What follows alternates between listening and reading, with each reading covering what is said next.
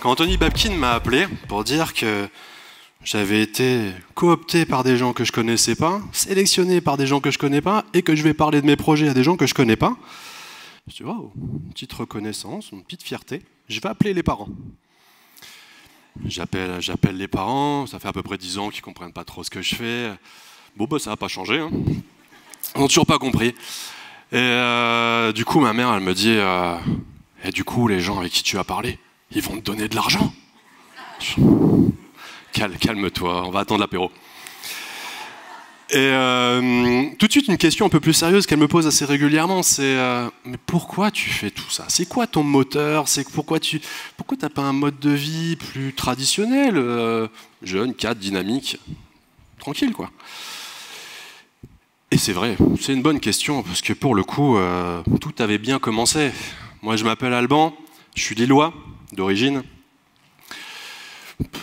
issu d'une famille tout à fait unie, aimante, premier de la classe, délégué de classe, un petit bac avec mention, tout va bien.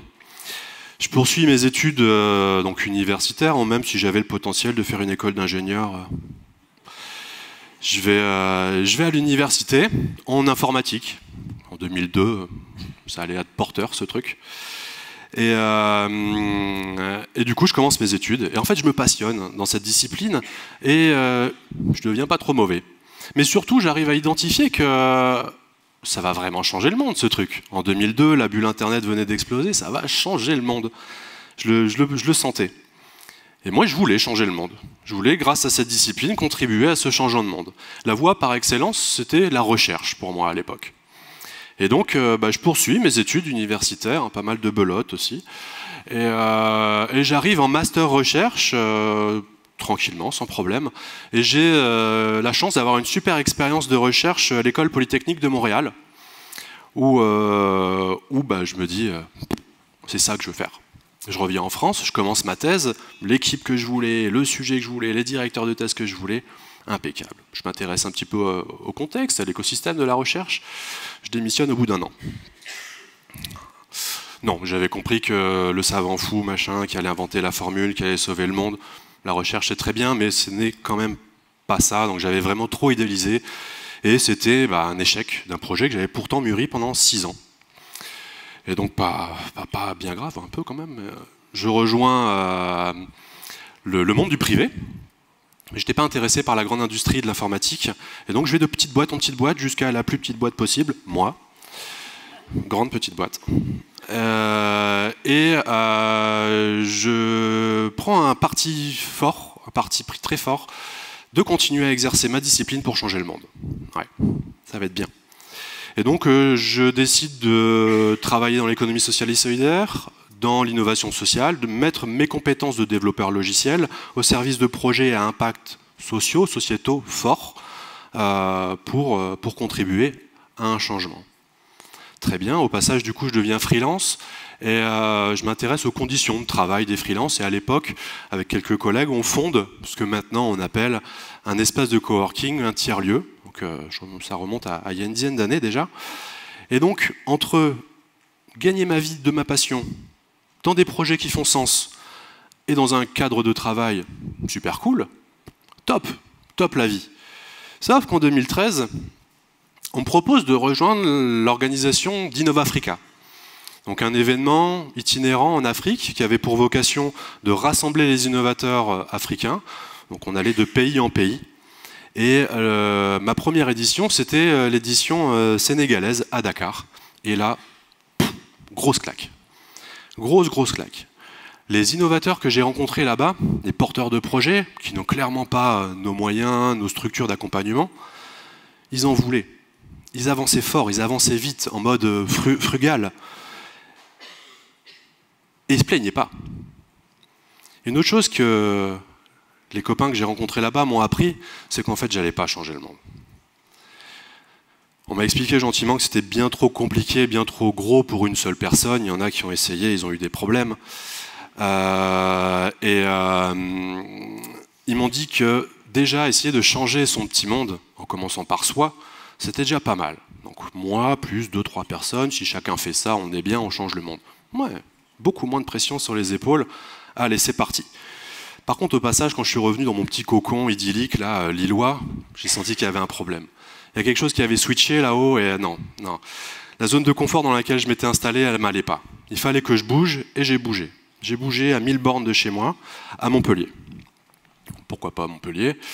Et j'y ai vécu 1 an, et ça m'a permis en fait de mettre un peu plus sur le devant de la scène, sur expliquer mes projets, ce que j'avais fait, le pourquoi, le comment, et donc de réseauter et de rencontrer des gens, que ce soit sur l'écosystème montpelliérain, mais aussi sur l'écosystème toulousain, où j'avais normalement l'intention de bouger. Sauf qu'au passage, j'ai été happé par la Lozère. Ouais, la Lozère. C'est en Occitanie. On m'a demandé d'intervenir sur cette question des tiers-lieux, voilà, ces lieux un peu hybrides, en activité, en gens. Et je fais ma présentation en bon citadin que j'étais. Et en fait, non, reclaque. Ça marche pas ton truc, ça marchera pas sur nos territoires. Ici, on est en ruralité, les dynamiques sont différentes, tout ça. Wow. Ça fait quand même 5 ans que je travaille sur le dossier. Comment ça va pas marcher? Et du coup, je m'installe. Je dis, ok, ça marche pas, je m'installe. Je m'étais rappelé en fait de conseils de copains africains qui m'avaient dit, on n'arrive pas comme ça quelque part comme un colon à essayer de vendre ses bonnes idées, tout ça. Non.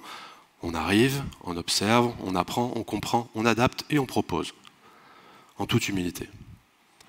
Ok, je m'installe en Lozère, très bien, je découvre un territoire, un cadre de vie exceptionnel. Pourquoi j'ai passé 30 ans de ma vie à Lille en fait? Et où je reprends mon activité de développeur indépendant, puisque pour le coup, Internet n'a plus de limite, et je l'exerce toujours de la même façon, sauf que j'ai les pieds dans les gorges du Tarn. Impec. Et très rapidement, en fait, je propose un premier projet. Donc un projet que j'ai adapté pour ce nouveau territoire qui m'avait accueilli. C'est le camion qui se trouve juste en face, le tier truck, qui est en fait une unité mobile de médiation numérique. On est encore sur les territoires à forte fracture numérique, et les zones citadines, les zones peuplées, sont quand même assez éloignées les unes des autres. Donc j'ai décidé d'avoir cette salle de formation itinérante pour aller au plus proche de la population, pour aller faire de la médiation numérique, pour apprendre à monsieur tout le monde à utiliser Skype, pour appeler sa petite fille qui est en Erasmus aux États-Unis. Très bien. Tout ça, ça marche très bien, très bon accueil, des choses qu'ils n'avaient pas forcément l'habitude de voir, parce que j'ai amené aussi l'imprimante 3D, tout ça, impeccable. Et ce qu'ils aimaient bien, c'est que je vienne, mais surtout que je parte. Ça, c'était intéressant. C'était vraiment le côté, c'est bien ce que tu nous ramènes, tu nous rends service, mais viens pas changer notre petit écosystème. Par contre, on a envie que tu reviennes. En fait, c'était exactement le modèle des épiceries itinérantes, des bouchers itinérants, ou tout simplement du marché. Donc je l'ai fait en mode marché, entre le boucher et le boulanger, et je déployais mon petit camion pour dispenser mes séances de médiation numérique. Super projet, ça continue à tourner sur les différents lieux, différents publics, mais ça tourne toujours. Un autre projet qui s'est très rapidement greffé, toujours autour du numérique inclusif, c'est les écoles régionales du numérique, actuellement ici en Occitanie, portées par l'Occitanie, par la région, où en fait on a ouvert une école pour tous, de codeurs. Pour tous, c'est pour tout public en général sous-représenté dans la discipline, des jeunes décrocheurs, des seniors en conversion, des femmes, quel que soit l'âge, quel que soit le niveau d'études, quelles que soient les origines géographiques ou sociales. Et là aussi, ça marche très bien. 1 promo, 2 promos, 3 promos, sur 15 retenues à chaque fois, on a le double en candidature. Pour notre territoire, c'est relativement énorme. Et ça continue depuis 3 ans. À ce moment-là, je recule, je prends un peu de recul. Mon contexte est encore une fois super idéal. Cadre de vie, je fais des choses qui font sens, ok, impeccable. Bon là, il n'y a pas eu de grosse claque qui est arrivée, c'est bon, je l'ai déjà fait celle-là.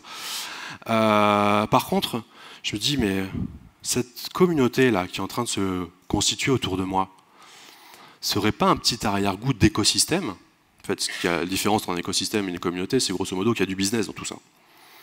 Et donc j'ai fondé Numencop, ce que j'appellerais maintenant, Après cette semaine avec les autres divers makers, ça a cogité pas mal. Ce que j'appellerais maintenant en fait une fabrique d'écosystèmes numériques inclusifs.